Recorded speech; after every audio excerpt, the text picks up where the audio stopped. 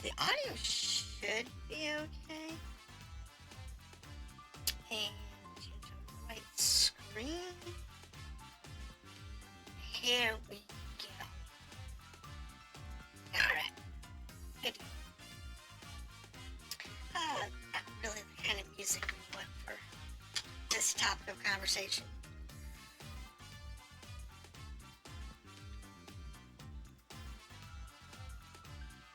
Alright. We'll get to it in a second.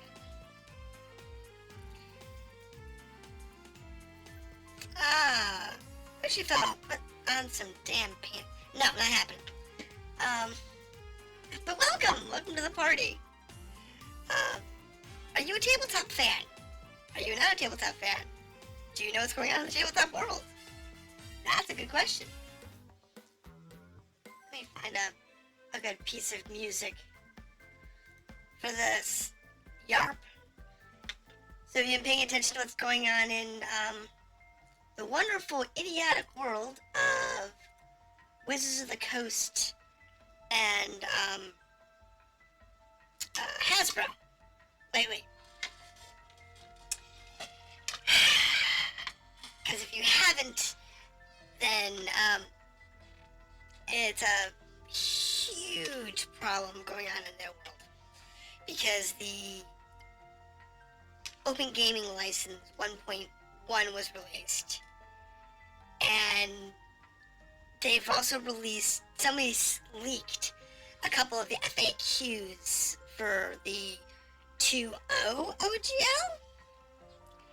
And I saw this coming when 5e came out because they were looking to make bigger markets and to monetize it better, which is why we had D&D Beyond, and they started, charging royalties for things like Critical Role, and a couple of the others, like Critical Role, Kobold Press, and a couple Pathfinder and several others that were under OGL1.1.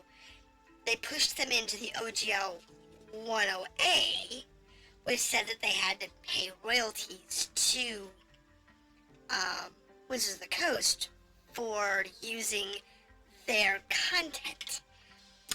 And the response to that was Pathfinder 2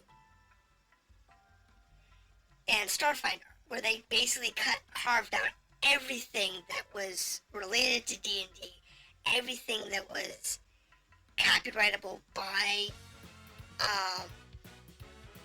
that's horrible, copyrightable by,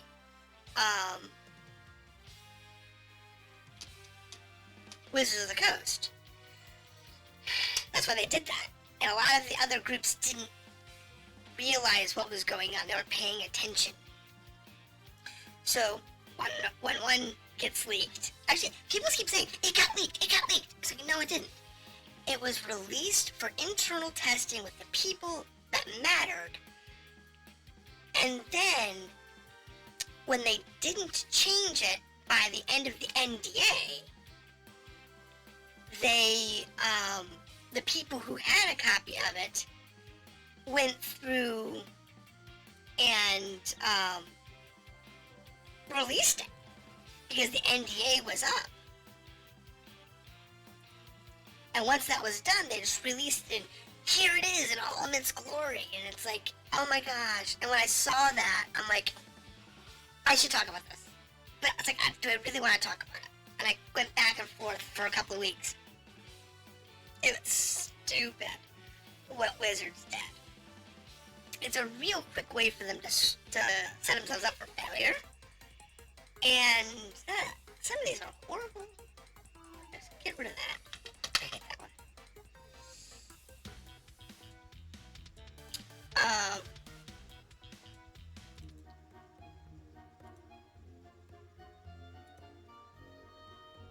I think we found a decent track here.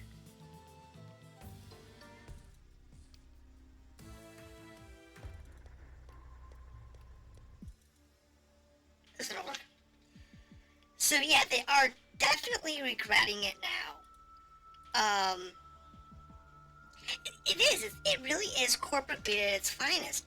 They couldn't and the thing is that I don't think Wizards understands even now what they've done to themselves.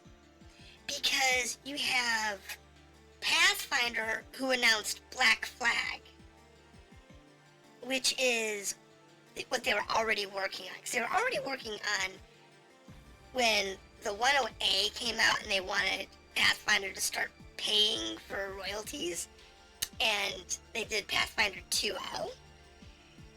They started working on the Black Flag project, which was to basically strip out everything that is related to Wizards of the Coast and for Dungeons and Dragons, and release a complete new system so they would never be dependent on OGL1.1 again. They were already starting that, and Starfinder was their first product in that line. They hadn't quite finished it yet. That's why they didn't announce a whole new system, but they were going towards it. That's where Starfinder came from. It was their first game in that system. And a couple of the others have announced, whole new systems.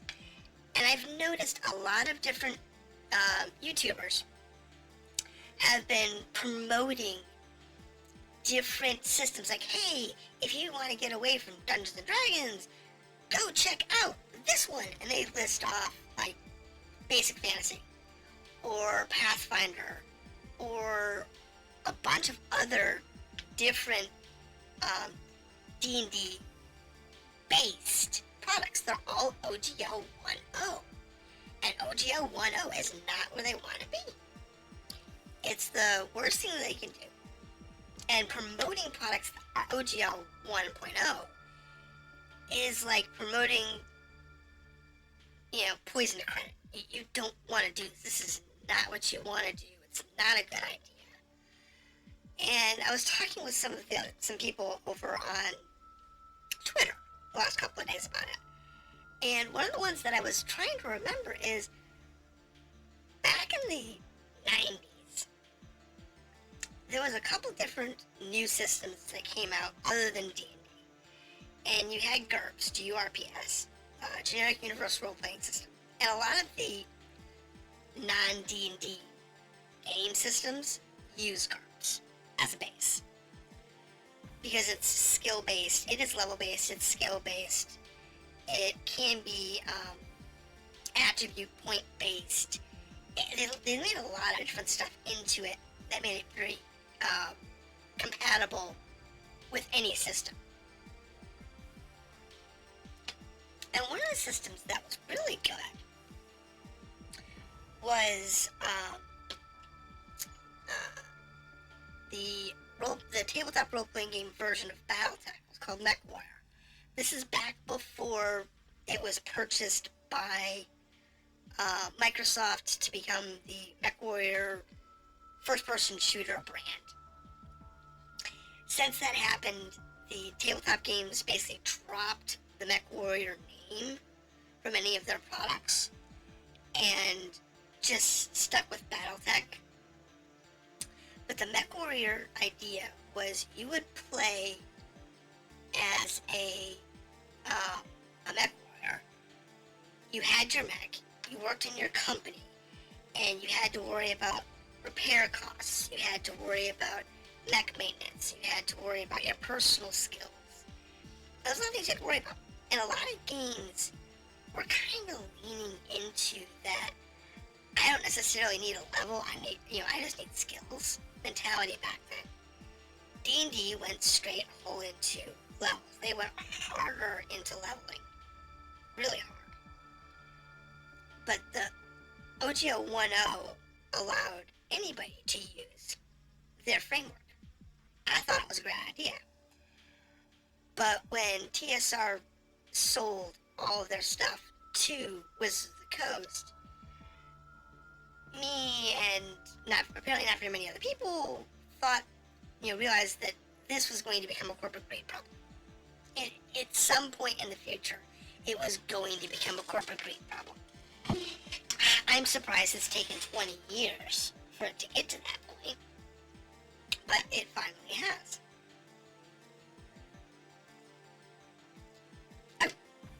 time to get to my my tea, I spaz out.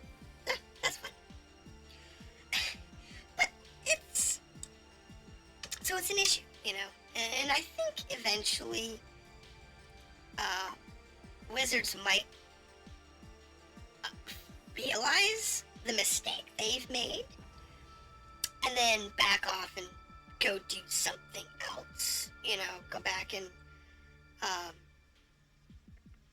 rescind the whole creed portion of it, because I'm sorry, telling people that anything you make for their product you must register with, you know, Wizards of the Coast, and then they can take it basically royalty free and don't have to pay you a bloody dime, but if you make money off it, you have to pay them. And they've reduced the royalties in the FAQ, but it's like from 25% to like 15% of gross or something like that. It's still absurd. It's still way above what most companies can afford. And it's just not fair to the individual developers. They also said that anything that was previously released under 1.0 is going to stay under 1.0. And anything that's new is going to go under the new license, whatever it's numbered as. Whether it's this 2.0 or 1.1 that's going to stay as, or 1.1a, or whatever the heck they're going to call it. But the idea that you have to give up your rights to your own IP just so they can be greedy. I'm surprised there hasn't been a bigger backlash. I mean, there's a whole, what is it? D&D Be Gone is the canceled the Dungeons and Dragons. Instead of like, you know, cancel D&D or whatever, which is what you would normally expect. They're going with D&D Be Gone. And I think that, you know, Wizards has realized their mistake. They're too arrogant and too proud and like, oh, people won't leave our products even though we've lost people. They're not going to stay gone. They'll come back. And I don't think they will. You know, as long as you're requiring people to give you their stuff, you know, and not compensating them for it, it's not going to be a positive thing for you. Have you heard about the ORC, the Open Gaming Creators License that's being drafted by the developers of Pathfinder and several other platforms? That license is basically going to be what OGL1.1 was intended to be. You haven't. Okay, so what the ORC is they're drafting a new series of mechanics that once they're done, these mechanics are going to go under this ORC license. And the ORC license dictates that no one can own these rules. These rules, mechanics, the naming of the mechanics and how they work, how they interact with the environments, how the environments are designed, built, and so on. No one can own the mechanics. The mechanics are owned by the ORC, and the ORC is owned by a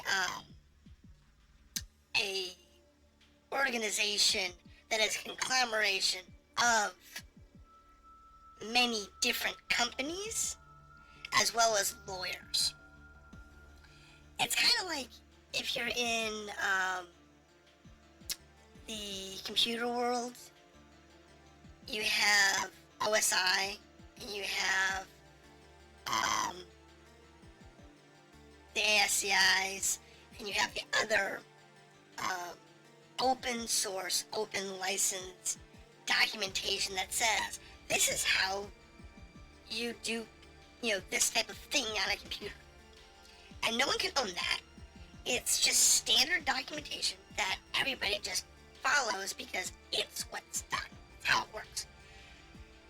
That's what they're building for the actual game environments for tabletop. I don't know what they're using as the base. They haven't said too much on how that's going to work.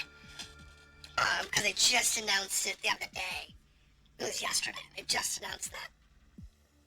And they haven't put much details out there for it. But in the short of it, what it's going to do is it's going to allow all developers of content, regardless of platform, so platform agnostic content, and platform dependent content for the org, can go under this license and state, you can't use my content because I own my universe. So I built this campaign setting. I own it. I can do whatever I want with it. And it's compatible with, say, Pathfinder 3.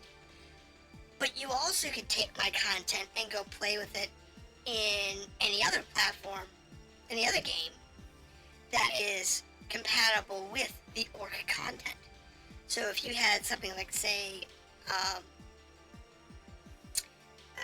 Starship Troopers, or Star Wars, or even a Star Trek themed world that was orc compliant, you could take this, fantasy dungeon crawler, take it over to your sci-fi world, drop it in, and everything would just work. Because everybody's using the same mechanic space. Even though you're in a sci-fi world and I'm in a fantasy world, you could take my fantasy, drop it in your sci-fi, and it works. A week after the OGL, updated OGL for D&D appeared online, the developers posted its response to the fan criticism D&D Beyond and official resources because the Dragon's content protested and acknowledged controversial in his Twitter Tuesday, only saying it would give answers soon. Yes, and part of that was actually leaked. There was a TikTok message that was released yesterday that had 2 FAQs that were released. The first one stated that they were not going to rescind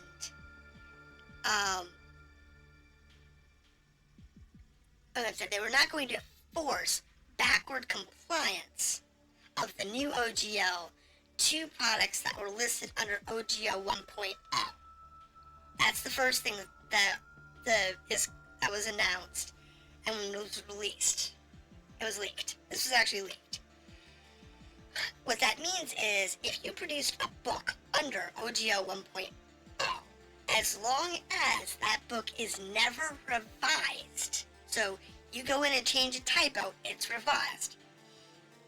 As long as you never revise that book, you can continue to produce that product under OGL 1.0 and never have to pay Wizards of the Coast because you're under OGL 1.0. Problem is, if you go in and change a typo, it is now a new revision and you must be compliant with whatever the new OGL, so 1.1.2 or whatever the final OGL is. That wording softened the blow a little bit for third-party developers, but it still states that when you do the revision, TSR can just steal all your stuff, and that's it. You're done. The other part about that was in there was about the whole fees thing, like lowering the fees from the 25% gross. I think it was like 15% gross. I think that's what I heard. That's probably still them kicking around numbers. But those are the 2 things that were leaked. And that one TikTok message. But no matter how you look at it, as long as they have this, we can steal your stuff in the OGL, no one's gonna go with their product. But for those people who are still listening, because this is also going over on my YouTube channel, if you're still here, and this is gonna be marked, the part that I'm worried about is the fan content license, or the FCL, fan content license, is the one that dictates I can do any streaming content, so video content, with their products without having to pay them royalties. So this chat right here about D&D and what's going on with OGL is my content. I own it wholeheartedly, no problem. But here's the catch. If they go through with OGL 1.1 or with the wording that's in 1.1, even if it's been revised, as long as they have it in there, they can do whatever they want and try and monetize it however they want. How long do you think it's going to take them to move from only being in printed materials to where the real money is? I'm sorry, making $5 million more in printed materials is one thing, but that's nothing compared to what's made on YouTube. We're not talking about Twitch. We're talking YouTube. How many millions of videos are out there on YouTube that they would just flip the switch and say, you no longer getting monetized for that, we now get all your money for D&D content. That would put some companies like Critical Role, Kobold Press, Viva Dirt League, and a couple of these other groups that do a lot of D&D content on YouTube and a lot more content on stream. Put them out of business because they're no longer allowed to monetize their own channels for D&D. And with Wizards of the Coast basically putting this into place for paper, they're going to put it into place for the digital too. They're just going to do it. They're going to do, that's what Nintendo did. Nintendo started yanking that stuff out from underneath people. And either putting copyright strikes or putting out ownership claims against it so that, yeah, you can have the content, but you can't monetize it. They are the ones that get monetization. The way it's worded, if that maintains, they're going to do that. And I think some of the big sites, some of the big people in this space understand that, which is why they're making their own platforms. That's why they're pulling together and making the orc platform, because they don't want to lose all that money. And when you look at some of these big channels, they have hundreds of videos, if not thousands of video, hours of content in some cases that is D&D. And if they were to have all of that content stripped away from them and demonetized and it's taken away and given that monetization given to Wizards of the Coast, then at that point they just went bankrupt. They're not going to make any money. So yeah, I mean, the fact that they're pulling away really hard, I can't blame them. I really can't. It makes a lot of sense. It really does. And I feel sorry for all the content creators that have made a lot of content around D&D under the OGL. There's a lot of books out there. There's a lot of third-party content. There's a lot of, live streams. There's a lot of channels that talk about it. There are some channels out there that basically go page by page through the different monster manuals and pull out, a monster a day or a monster every couple of days and do a 10 to 15 minute video on that monster, a little bit about its history, its life cycle. I've done a couple of these videos. But they do that, and it really, when you think about it, how much content they've put out there, you cannot expect Wizards of the Coast to just ignore that much money, that much content that can make them money. And, so I see them changing that fan license to read very similar to this new OGL. And that just hasn't hit reality with a lot of these streamers yet, a lot of these individuals. So we'll see how that falls out over the next couple of weeks. But yeah, it's gonna be a very nasty fallout. Depending on how this goes. So I don't know. I'll ask a couple of you out there. What do you think about it? Do you think this is the market's gonna recover from this relatively easily, or do you think it's just gonna the tabletop market's just gonna collapse, and we're just gonna have like no tabletop RPGs for a few weeks, for a few months or years, maybe, as they restructure themselves to get away from this OGL? Because I guarantee you, they're not gonna stick with, no matter what Wizards of the Coast does with the OGL. Even if they say they're gonna revert, not do this highly aggressive OGL, and they decide to go backwards and just say, no guys, we decided not to do that, whatever. The damage is done. The damage is done. At least in my opinion, anyway. The damage is done, and they're not gonna be able to recover from it. I don't think they'll be able to. I know I wouldn't. I was already heavily disappointed. I've been a hater, but heavily disappointed in all of the content for 5e.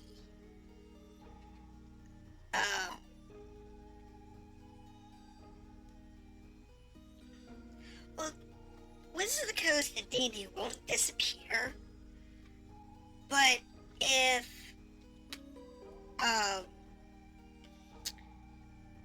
this new orc license gets developed quickly and starts gaining traction with the independent developers, what we'll see is the release of the new product line for all of the gaming groups that are coming together to develop orc. So you'll see Pathfinder 3 come out. You'll see Starfinder 2 come out. You'll see the Kobold Press, whatever their new system is going to be. We'll see their new platform come out. And these are all going to be under this new orc. And when you realize that everybody who's supporting this orc product, are all of the groups that are making Wizards of the Coast money. If you go on to YouTube and you pull up the biggest recordings and live streams for D&D, you're probably going to see Critical Role. They have hundreds of thousands of viewers in some cases. And them saying they're leaving D&D for another platform, and they're not the only ones, that is huge. Because once they pick up whatever the new platform is, they pick up this new, the new Pathfinder 3.0 version. So that's what they go with. And they just build their own content around that and the org. Because they're using the new Pathfinder framework and rules engine to build their stuff. Now, everybody who's watching them who are like, yeah, I want to do tabletop role-playing. I want to play, with my friends or play online or whatever. Which system should I use? They'll go see who they're playing with. So, all these big names. And they'll say, oh, well, they're using Pathfinder, or they're using Black Flag, or they're using whatever, Kobold Press, or what the other groups comes up with. Or how they make their own. And Critical could just develop their own system. I don't think they will, though. I think they'll go under the orc and use the new generic system that they're working together to build. to be, that's what I'm going to play. You know, that's what I'm going to go do. I'm not going to go buy D&D. I'm going to go buy this platform. And Wizards is going to survive it. You know, they're not going to survive that shift because, because there's just no way they can survive that much pressure. What? I don't know about that.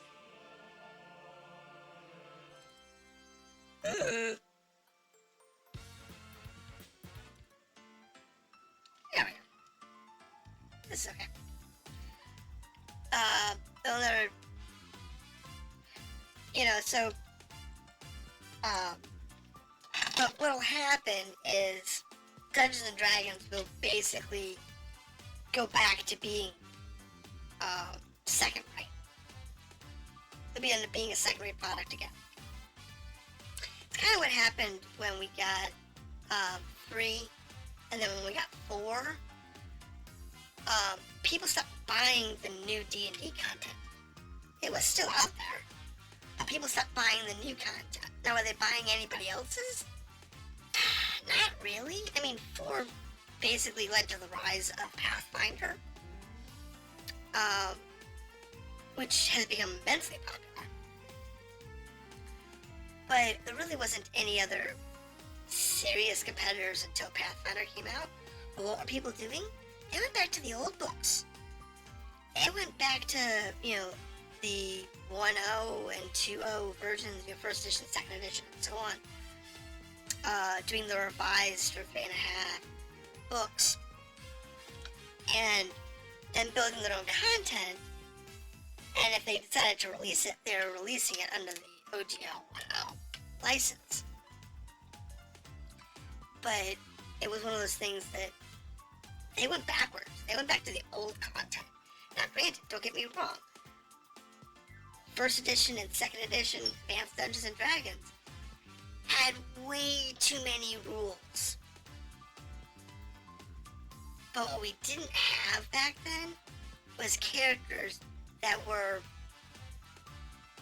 5 levels overpowered. That didn't exist. You didn't have a level 5 character able to take down level, 10 hit dice or 12 hit dice creatures by themselves. That didn't happen in 1st, 2nd, and 3rd edition. It started happening in 4th. It's possible for 10th level characters to take on 20 and 30 hit dice characters in 5th edition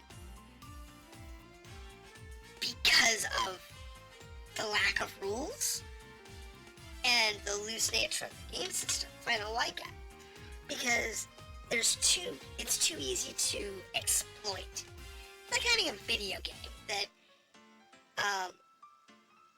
has things that you can do. Like, example, in Elder Scrolls Skyrim, you can make potions that allow you to basically kill everything in the game with one hit.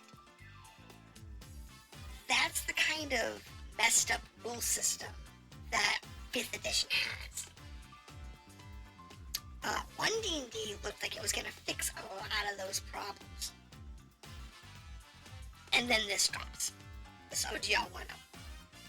And all of a sudden, now the reality sets in that we're not getting, what we should be getting. We should be getting a better rules-intensive, D&D game that's not, needing a rules lawyer in order to play, but not so loosey-goosey that we might as well play rock, paper, scissors to see who wins the fight.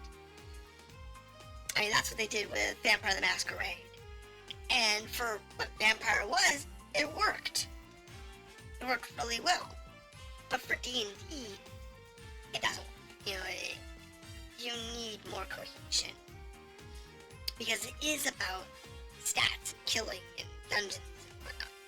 So, it's one of those things that, they're going to lose a lot of content. They're going to lose a lot of players. They're going to lose a lot of environments. personally, I'd like to see more universal content. So, too many of the platforms are like D&D clones. There's Sword and Sorcery, and that's it. It's like, it's heavy D&D clones.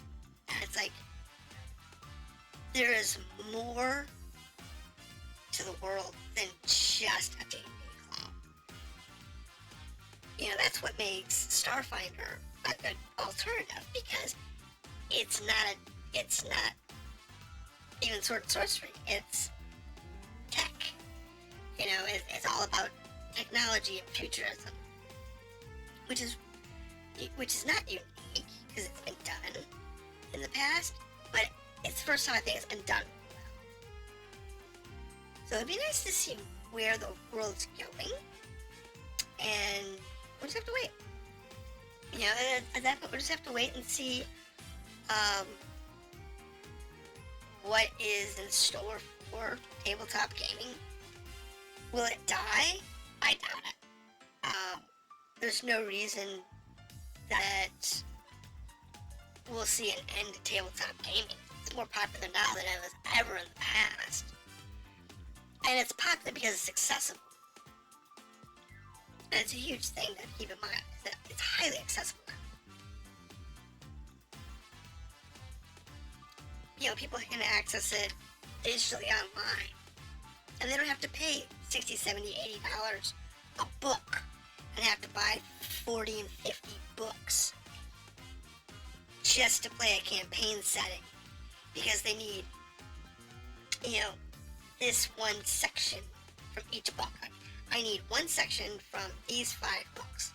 I need that monster from that book, and I need this rule set from this book, that's the way it was in 1st and 2nd edition, don't get me wrong.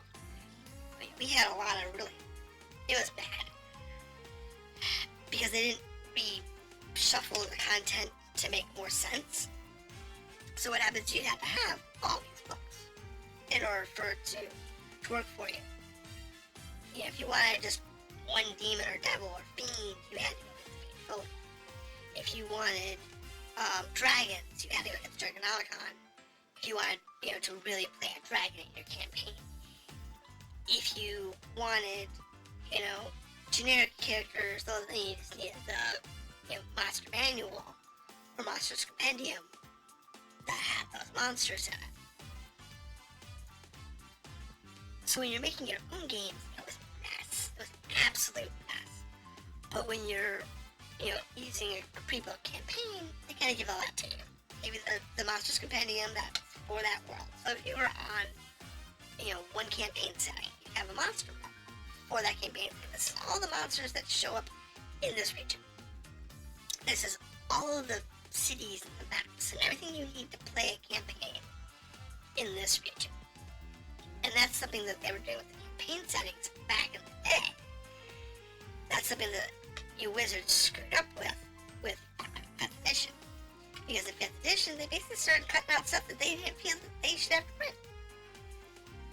And they were charging full price for, like, they were charging full price for a hardcover, you know, 1 to 200 page book, $80, $90. You're expecting 300-400 pages, nice, dense format, and this is what you expect. What did we get? A 30-page softcover leaflet in 18 type font with big pictures covering every page, and it hardbound, so that it comes out to like 60 pages or 70 pages, but it really is only 20 or 30 pages of content with these big, massive pictures. And this is what they started producing. So they were already losing people's interest when they did the last set of Forgotten Realms books. And then when they did Spelljammer, and they basically gave us a content book, you know, for the campaign setting, and they gave us a Monster's Compendium, not even a Monster's Manual, a Monster's Compendium, and then basically took all of the rules that mattered and said, those aren't necessary, and threw them out. And then when they used Ravenloft, they did basically the same thing with Ravenloft. And now they're doing Kryn, and it looks like they're going to do the same thing with Kryn, where it's going to be, you know, a really, really light campaign thing. And then basically all the content that matters, they're just not even going to bother printing. And if they do that again with this whole OGL debacle, they're not going to live very long. They're going to end up completely tanking what's left of their business. So, yeah, that's where I'm thinking this is at. I don't think they can survive it. I really don't. Maybe if they're lucky, you know, there might be some way to salvage it in the future.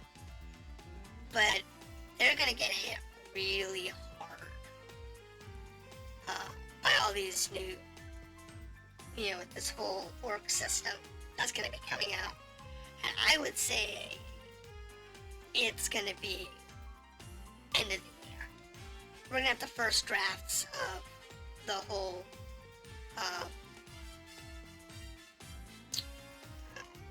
orc license. We're gonna have that probably in the next couple of months for playtesting and drafting. We have drafts for playtest, and probably the first final license will be up by Christmas. Because I guarantee you, the big companies are going to be pulling away from anything Wizards of the Coast within the next, you know, few days. Anything they have that they can afford to pull.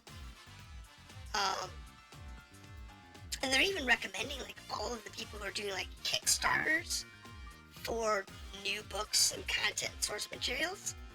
They're even recommending that those guys pull their stuff, sanitize it to remove all of the D&D related content and references, make it neutral, you know, game platform neutral, and then, you know, release their books. And I feel sorry for, you know, some of the guys who have like thousands of dollars in art, because they may have to pull some of that art and put in different art, or just go without. I feel sorry for them. But to be honest, if it's between losing a couple of $1,000s in assets before I go to print, or losing the whole product, the saner choice is just pull the art. Pull the art, you know, restructure the book a little bit, change the content so they're no longer requiring OGL. And, you know, going system agnostic. And if they can, I'd say hold off. You hold off until first draft of the orc is available, and then put it into that. But use that as the framework, with all the content over to that framework, and then have pay to have one of the orc lawyers go through the product to make sure that it's sanitized. You know, that's the best thing that those guys can do. But we'll see how it works out. Alright, so let me go ahead and pull something up.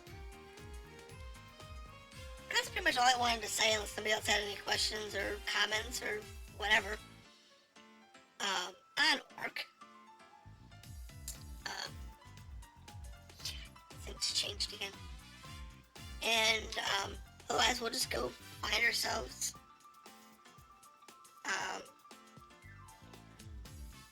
whatever game we're playing. So today is Friday. So we have been playing Tales of Arise.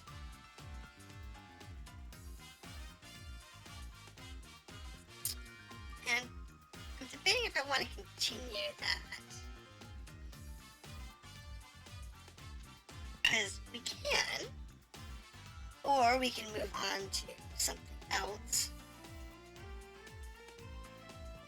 Like over on, we were talking earlier, we were talking about Mech Warrior and a lot of things that make it really,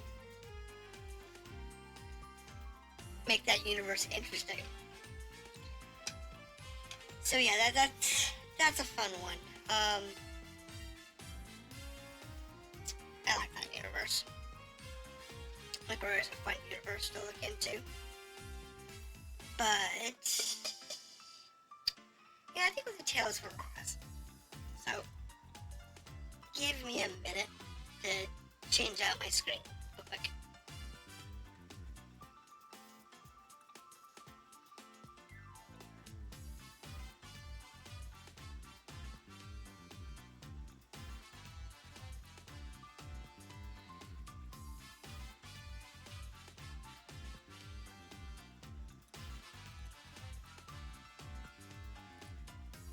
This is a mess. Talk about a mess.